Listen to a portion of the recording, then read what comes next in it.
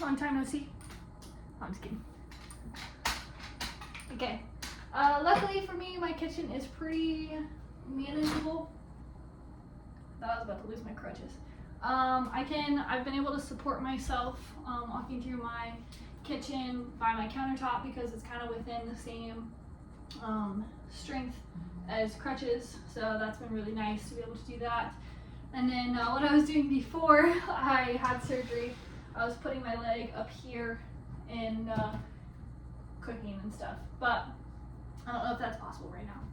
I have my brace back on because I went downstairs, but I just want to show you guys what I'm gonna make some breakfast, and then also what kind of things my mom left me to eat, because it has been so nice to have things just already made in the fridge, in the freezer, so that I probably have enough food. I have so much food in the fridge. She's so good at what she does. She is such a kind human being. She is such a mother.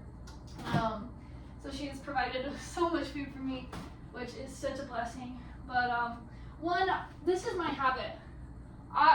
Because it's so hard to cut up watermelon, I just cut it in half and eat it with a spoon, which I'm gonna do right now. But unfortunately, cold.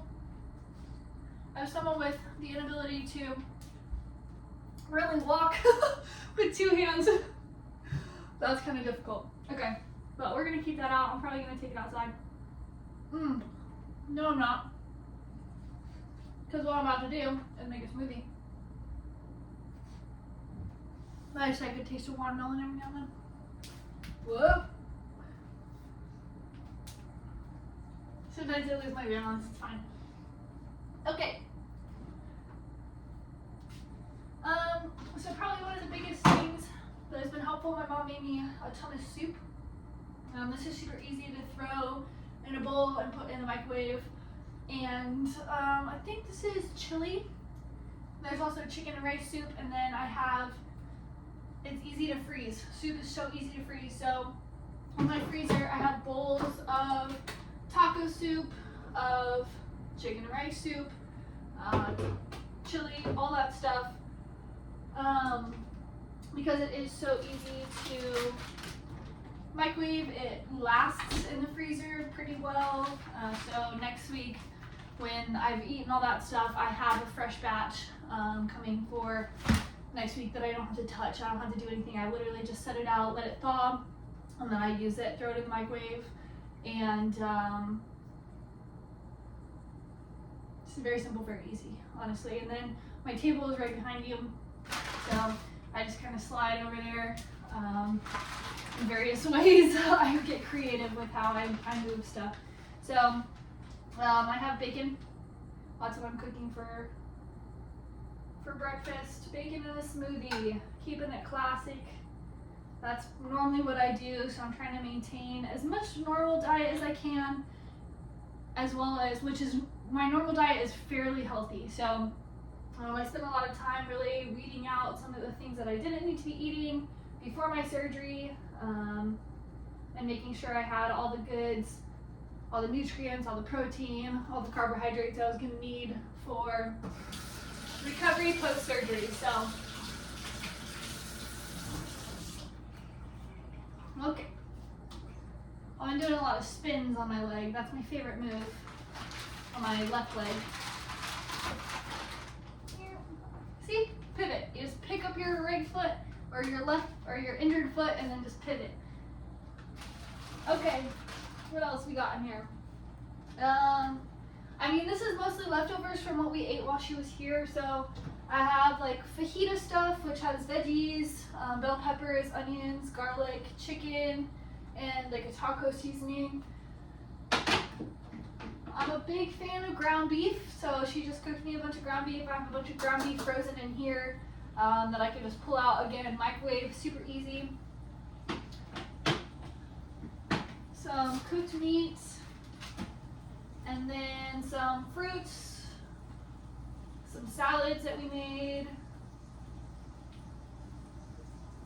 stuff like that. So that's mostly leftovers, but what's up in here is a bunch of frozen cooked meat. So this is grilled chicken that she cooked while she was home and brought to me, stuck in the freezer.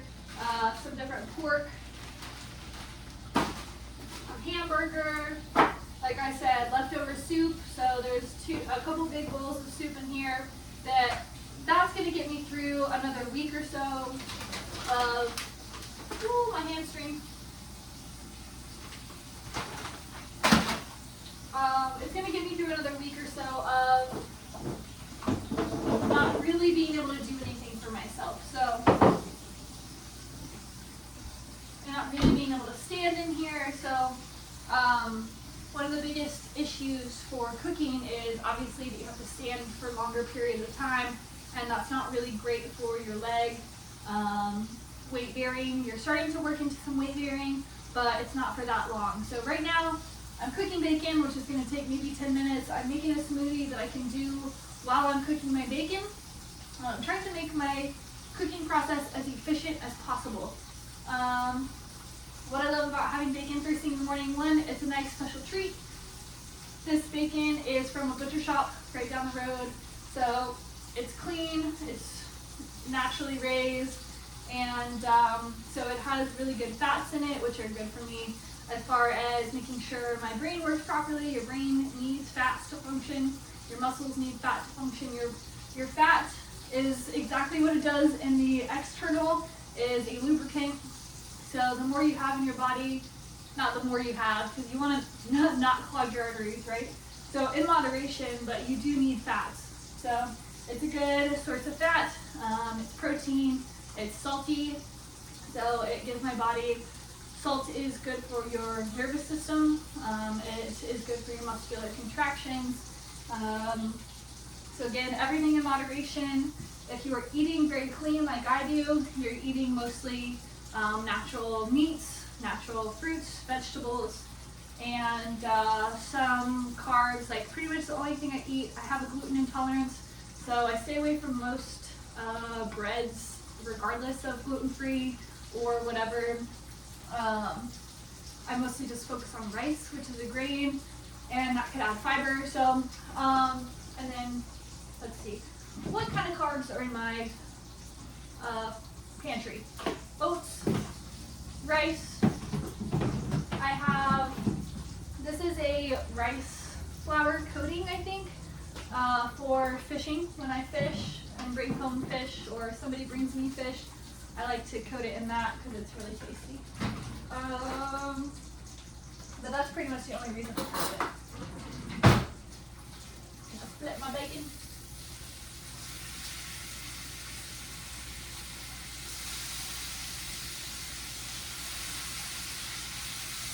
Okay. Let's see. I also have, this is gluten-free baking mix, so I can make pancakes. I love to make myself pancakes. My mom left me some rice. Ooh, applesauce is like a huge thing. My mom went and bought me so much applesauce. She's like, oh, you like applesauce? Here's more. I'm like, thank you. I do love applesauce, but I don't really eat it day to day. But this has been like, applesauce has been such a huge help to, one, be something that I can eat first thing in the morning when I'm not really feeling so good on my stomach with all the medications and stuff like that. That was one of the first things I ate when I came home from surgery. So that was really good. Let's see what else do I have in here. Just flax seeds, chia seeds, hemp seeds, stuff like that. Apricots help me poop after my pain medication. I don't know how much they worked. I tried literally everything. So I don't know what worked, but I ate a lot of taco soup, beans, all kinds of good stuff. Okay, let's make this smoothie. Now you know it's in my fridge, in my pantry. Okay, I have a banana, a frozen banana. I let them ripen because bananas, they ripen so fast sometimes it's hard to eat them. I'm not huge on just eating them. I do like to eat them regular, but I mostly like them in my smoothie. So I'll grab a handful. If I eat one, I eat one. If not, I let them ripen and I throw them in the freezer. As to not waste. I'm big on not wasting food, so I try to recycle reduce, reuse, recycle as much as I can. And that's one way to do it. So let's go ahead and get fruit mix in there. This one has a lot of berries, cherries, and those are really good for antioxidants. Those are full of antioxidants, which helps with your recovery process. It fights inflammation, and it's a natural inflammation fighter, which is way better than taking an ibuprofen. So it's not going to be as strong or as concentrated as an ibuprofen, but the chronic use of berries, so chronic means over time, constant. I'll flip them one more time, get them nice and crispy. So consuming berries regularly is going to, over the long term, help you reduce inflammation. But in something as acute like your surgery, that's why it's important to take pain medications, and because that's going to be a little bit more intense overall than just your day-to-day inflammation that's caused by maybe your eating habits, maybe your activity levels, stuff like that. And inflammation it doesn't have to be a bad thing. It's your body's natural response to different stimuluses. So obviously with our knee, that's going to be a pretty intense stimulus for your body to have to navigate, and that's why they give you pain pills in order to like not overwhelm your system.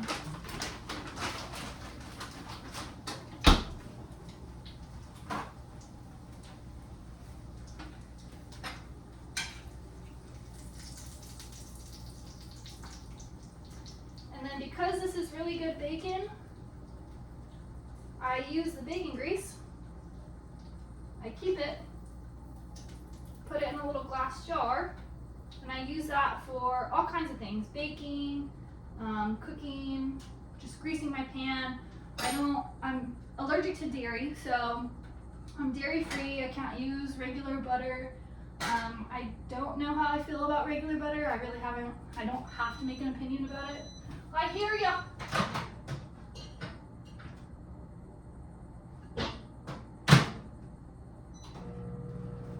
It needs 45 seconds, and it's just easier on my microwave to do 1 or 30 seconds, but and then I forget it in the thing and it gets melted. But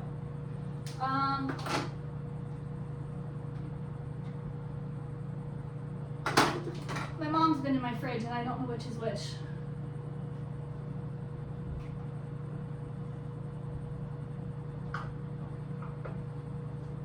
Anyway, I have plenty of fat. I think this one is bacon grease and this one is beef fat, but I think that she put bacon grease in this one and beef fat in this one. I'm not really sure. Whatever. I think you'd be able to smell the bacon, but it just kind of smells like fat. Anyway, that's another way that I reduce, reuse, recycle, limit my waste, and then help, because I don't have to buy butter. I just buy bacon and I don't have to buy any kind of greasing. I do keep like a Pam spray or whatever, so that when I'm baking, I just kind of a pain in the butt to have to grease the pan like that, but you can do that.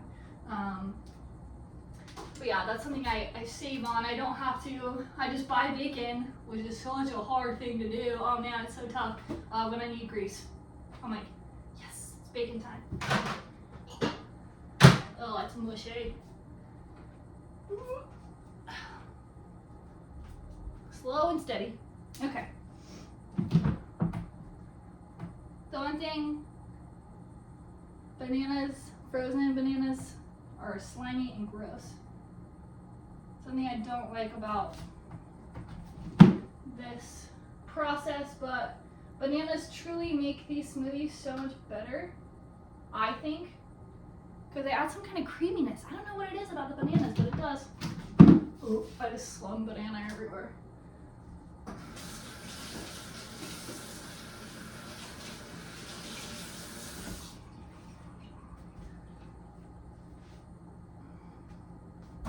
Alright, so we got our fruits in there. This berry mix has a little bit of kale in there. Normally I shove some spinach. And that's another way I reduce my waste, is I buy spinach or arugula or whatever greens I want. I stick them in the fridge. I use them as they start to wilt, right before they start to get, right when they get unusable for my stuff. I either throw them in a pan with some vegetables and some meat and use it that way, or I throw it in the freezer and I use it for my smoothies. So got a banana, got our fruit mix. I like to put in a little bit of hemp seed because it adds some nuttiness to it. Probably like less than a tablespoon, honestly. You can put as much as you want, but a little bit of flaxseed. I can never find ground flaxseed, so just put it in my smoothie and it does just fine.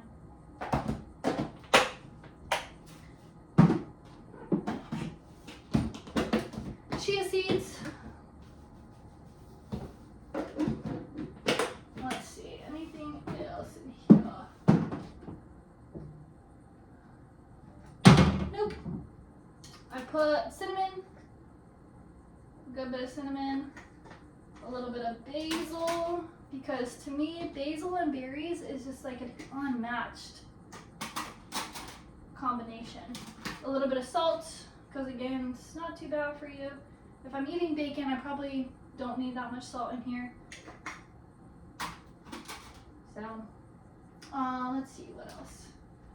It's kind of getting not so much stuff in there. Collagen. I don't know how I feel about this, but I use it anyway. I'm not big on supplements, but this is something that allows me to get a little bit more protein in my morning smoothie. Try to load my protein pretty heavy up front.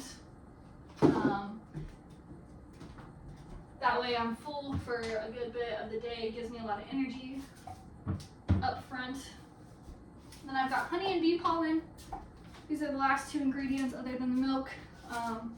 Bee pollen, I read that it's really good for your skin. I don't know what other benefits it has. I'm sure it has plenty, because bees are the backbone of this world.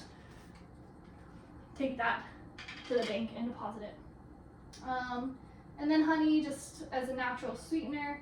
I like to experiment with honey. I told my mom, I'm a honey connoisseur. I'm not very particular about my honey, I don't have a favorite honey yet. But I do like to try new honeys, because I think it's really incredible that depending on where the bees gather their nectar or the pollen is going to change the taste, the flavor profile, and I think that's incredible. Again, bees are the backbone of this society. Long live the bees. I say that and I'm allergic to bees, okay? So, if you find it in your heart to love the bees, do it. Okay, slowly but surely. What I found kind of helpful as I'm moving around my house, wow, it is so hot in here, is trying to leave projects for later, and not in a way to procrastinate, but to make it more efficient. So after I swept up my banana, I didn't want to have to walk over here and rinse my sponge. I threw it in the sink and knew that I was going to come back and wash my hands at some point. So just leave it for when I do that, and that saved me a lot of movement, which may seem silly to somebody who has not had surgery, but if you've had surgery, the more efficient you can be with your time, energy, and movements, the better. And then some oat milk.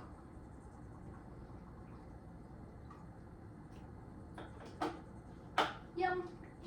I prefer oat milk over almond milk because it's way creamier. I feel like it's a better equivalent to regular milk. That's a lot of milk. Whatever. We're just gonna blend that up and call it a day. So yeah, that's my breakfast. Smoothie, bacon, and it's 1 o'clock in the afternoon right now. I slept till 10:30 or something because I didn't go to sleep early. But yeah, I'll probably eat in another hour or two, but this just gets me started in the morning, especially when I was in the habit of going to the gym. I would do my foam rolling, my stretching, and then I would eat this and then just go to the gym because it gave me a good little boost, a lot of energy. So there's a lot of carbohydrates in here, sugars, natural sugars that give you energy to go move. And then you have a little bit of protein that'll hold your stomach down, some fats to be able to use as like a satiation tool while you go work out, and then come home and load up on the protein and the solid foods. Okay, that is all. Thanks for hanging. Peace.